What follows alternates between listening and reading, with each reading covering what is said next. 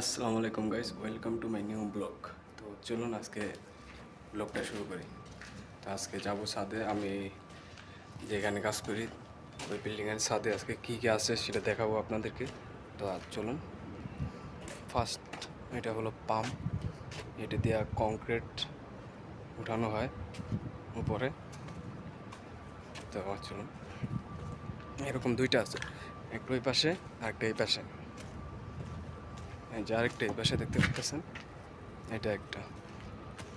আর বিদেশে একটা সিস্টেম কি, ছাদের উপরে ফর্ম দিয়ে ওয়াটারপ্রুফ করা হয়।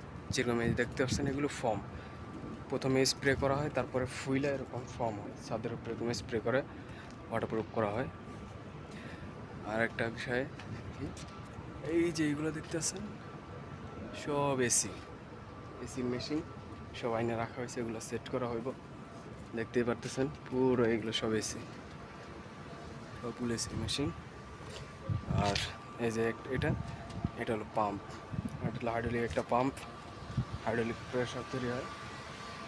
যেগুলো দেখতেছেন সব এসির লাইন, এগুলো সব এসি আনা হয়েছে, এটি সব সেট করা হবে। আর এই যে এই ট্যাঙ্কিটা দেখতে পাচ্ছেন, একটা ট্যাঙ্কি, এটা গ্যাসের সিলিন্ডার। এটা হচ্ছে গ্যাস সিলিন্ডার, এখানে গ্যাস থাকবে।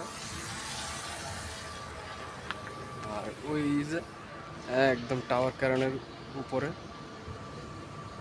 ছাদ বরাবর টাওয়ার ক্যারেন দেখতে পাচ্ছেন। এই যে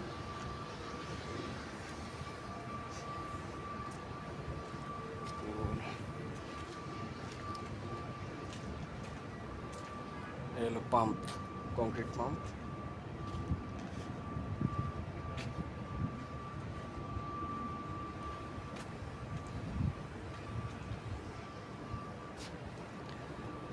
তো আশা করি সবাই ভালো থাকবেন। আল্লাহ হাফেজ।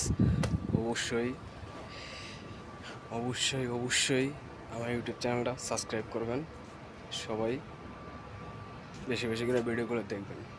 অবশ্যই আমার চ্যানেলটা সাবস্ক্রাইব করবেন, লাইক কমেন্ট শেয়ার করবেন। সকলে ভালো থাকবেন। আল্লাহ হাফেজ।